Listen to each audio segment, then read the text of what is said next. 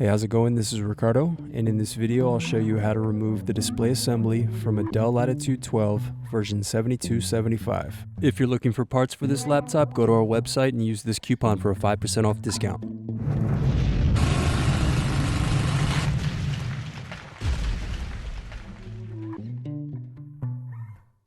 Remove back cover assembly screws. Use fingers to separate and remove back cover.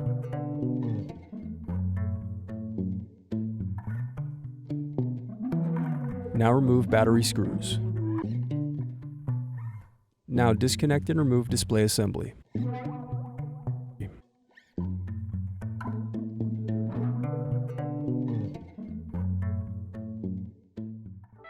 Thanks for watching.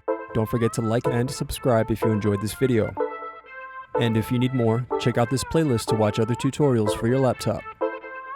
You can also click here to find parts for your laptop at partspeople.com.